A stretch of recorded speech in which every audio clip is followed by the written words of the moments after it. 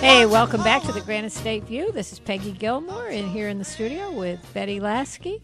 Good morning again, everyone. Here to talk more about New Hampshire going on. Going on's in the Granite State. Which is never dull. Never dull. Is it?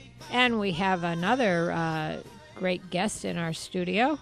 Representative, a retired state representative, Jane Clemons, who, among other hats, has been chair of the Nashua City Democratic Committee, was chair of the Election Law Committee in the House, and after 20 years, Jane, you finally decided to hang up your state rep shoes. I did indeed. What any particular reason for that, other than you certainly have done your time? That's how it feels sometimes, doing one's time. I chose to retire because, to be perfectly honest, I was really tired of the extreme partisanship. It wasn't that way in the beginning. Yep. And when it changed and became to the point where you voted yes if the other guy voted no, was to the point of gridlock and time wasting. We've talked about this here before. I think that's one of the biggest cancers that is nibbling away at the fabric of our nation. The fact that we have a group of partisans, people, both sides. I'm not casting innocence here, that can not put their differences aside and make decisions that are in the best of the nation, the state, whatever you're talking about. How did we get here? I believe it started as a national game plan. I do blame the other side for beginning this process. We did seem to join it, but it went from Congress right down to state by state by state. I spent, out of 20 years, 16 in the minority, and we worked together in committee. We knew how to compromise. Nobody got everything. We managed to pass bills and do some really good things for this state. And then once it became partisan and it was sudden, and it was, you didn't even have lunch with the other side or be friendly with the other side, and the gridlock was almost instantaneous, and it just never got better. Well, it's a disservice to all of us. It's a disservice to this country. Look what's going on in D.C. and look what's going on in the legislature right here in New Hampshire. It is people putting in their time and doing nothing for the people who elected them and who they promised to serve. And Jane, you saw this full hand. Right now, you have been appointed to, as again, having been chair of election law, your expertise would be certainly in our election laws. And the governor saw fit to appoint you to the Ballot Commission. Is that correct? I was actually appointed by the Speaker of the House. Oh, sorry. So tell us, many of us would profess ignorance on the Ballot Commission, what the Ballot Commission does, what their role is, and educate us, Jane. It has been said, due to the last fiasco that we had, that it appeared to be all Democrats. Well, that is not true. It's never true. There are 5 members of the commission. So the Election Law Commission, the Ballot Law Commission. Established, it's a statutory, well, it's a commission, a statutory commission. It is in the statutes. Correct. And there's 5 members. 2 are appointed by the Speaker of the House, 1 from each party. 2 are appointed by the President of the Senate, 1 from each party. And then the governor gets an appointment. So there's 5, so there's never a tie vote. And it is bipartisan. And I'm happy to say this, it is a committee that does not take your party into its decision. We have worked together a number of times now, and the outcome is decided by the facts, not by the party, and I hope at least the Ballot Commission stays that way. Now who and what sorts of things come before the Ballot Commission? Usually it's challenges to a ballot after mostly recounts, but occasionally there's a challenge because someone feels that a person's name is on the ballot, that they haven't met the requirements, such as living in the state for the required period of time, or using a different name other than what their name really is, that type of thing. But for the most part, it's after a recount, if someone's not satisfied with the outcome and the Secretary of State's decision, then it will go to the Ballot Law Commission, and then we will look at the ballots, and our job is to concur with the Secretary of State or disagree with the Secretary of State's decision. And our decision is final and cannot be challenged in a court. So you're like an appeals court after the Secretary of State has had a determination. Exactly. So how often would this happen? Almost always after a major election, a primary or a general election. Now, there's usually a challenge. Can any one person can initiate a challenge? Oh, yes. Okay. Yes. So the Ballot Law Commission that we're talking about is strictly for State and Congress. State elections and federal elections? Yes, we just recently had a challenge on the ballot for a presidential primary. There was a challenge that was basically saying Barack Obama is not a citizen of the United States. And well, I think that one of the things that brought us to asking you to give some clarification is simply that one, or not simply that one, but as some of us know, it's been all over Facebook and Twitter, and I saw an article in the lobby, which is from the Telegraph, really describing this situation that sounded quite disturbing, actually. So give us a more reasoned and objective picture of what happened, Jane.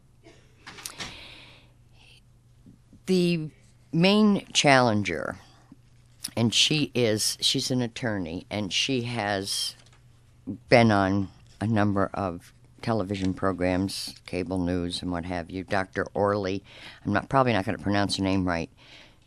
Taitz, Taitz. She's an attorney, and she flew in from California to challenge Barack Obama's legitimacy as a U.S. citizen. She had, as she always does, a ton of paperwork with accusing him of a number of Social Security numbers, and so he's it's a situation where, truthfully, if you're familiar with situation of people who believe in conspiracies, no matter what you do, there's no end. There's no proof. Nothing is acceptable. Our job, the Secretary of State said that he had met all the requirements to file his ballot in New Hampshire. He being President Obama. Right. And anybody can come into New Hampshire to get on a ballot. You have to state who you are, where you're born, where you live, pay your $1,000, and you're on the ballot under perjury if you have indeed perjured yourself in the form. That's all it is. $1,000, you are who you are, and if somebody finds out you're not, well, then you're going to be accused of perjury. And that's a felony. Of course. Yeah. And he certainly filled the requirements, and that's all the Ballot Law Commission does, is look at what's in front of us. We are not in an investigatory group. We don't have the funds for it or the means for that. And that's not your charge. No. So we looked at the filing, and it was legitimate. And so therefore we found to agree with the Secretary of State that the ballot was absolutely acceptable. At that point, there were a number of people in the room, and unfortunately some of them were state representatives that became quite unruly. Now, excuse me, Jane, these are open to the public? Absolutely. Anyone can come. Anyone can come. And And- they're publicized where? How would you know that this was going to take place? How would I It's know? the Secretary of State. On the website. Yeah. Yep. Yeah. And the person who brings the charge to the ballot law, he or she gets to speak. They get to speak, Does and any- if they have anybody else, any witnesses Okay. with that has information that wants to testify, they are sworn in, they are under oath, and they may testify. So I guess my point is that anyone who wanted to speak and was there would have had the opportunity to do so. If it Absolutely. were relevant. Absolutely. And that was the case. But obviously those people weren't happy with your decision. And Exactly. what happened? Well, at that point, there was a lot of yelling and carrying on, and we were called traitors. We should be arrested. Any number of things. What I wasn't aware of at the time was that the one of the assistant secretaries of state, Karen Ladd, and one of the assistant attorney generals, at some point they actually followed them and threatened them, and they locked themselves in a room and asked for security. I did not see that. That happened that This is day? what was reported Subsequent. afterwards. Yes. So it was. Again, I go back to when you're dealing with groups that believe in conspiracies, there's no good outcome, because no matter what you offer as proof or whatever, objectively, it's not enough. There's just no end to it. So I guess right now it's being investigated. Their behavior's being investigated. Now, was the press there? No. No. Well, there were some small town reporter taking everybody's name, and that's the only one I'm aware of. There was no news media Yeah. or what have you. But it did get reported. Oh, yes. So it's been reported widely. Yes. But no news media, because in an ordinary day, one would not think that the Ballot Law Commission was going to be the hot spot of a happening. Right. Right. And remember, you've both been at the State House. The State House reporters have access. They can not show up and be in their offices and still hear what's going on. Right, so they have the live yes, stream. Yeah. Well, so that's unfortunate, because, of course, this has gone now to the national media. Oh, yeah. And it shows our state representatives. The thing that was most disturbing to me was, I don't know if this is accurate, but I read a quote that he said that when the Ballot Law Commission, when you leave your homes, you better wear a mask. And I assume that's so you wouldn't be identified. That, to me, that's over the top. It is. Yeah. It's over the top, and I think it's important. As everybody knows, we are the first in the nation primary. We have savvy voters in New Hampshire. Yep.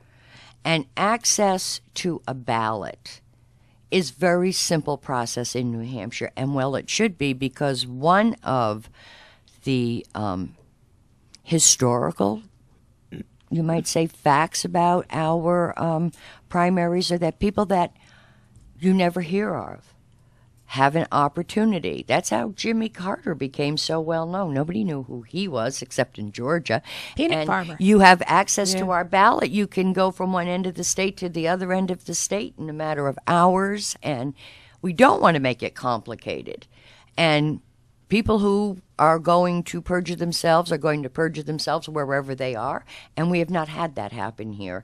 And I'm sure one of the backlashes is going to be more than one person trying to make it more difficult to get access to our ballot, and that would be really unfortunate, because we are unique in New Hampshire. Right. Nationwide, people know we are not foolish about our elections. We take them seriously. We vet our candidates, and we have a lot of pride in our primaries. Right, and we do a good job. And we do. Nationally, it's been known as that, and I know you, for one, have been a champion of our First in the Nation primary, going around and making sure when we've been in danger of losing it, You know, we're going to have that to would not be the case. take a break, but we'd certainly like to pick this up when we come back on the other side of the break. And if anybody has any questions for Representative Clemons, please give us a call at 816-1590. Being here, and thank you for all you've done for New Hampshire.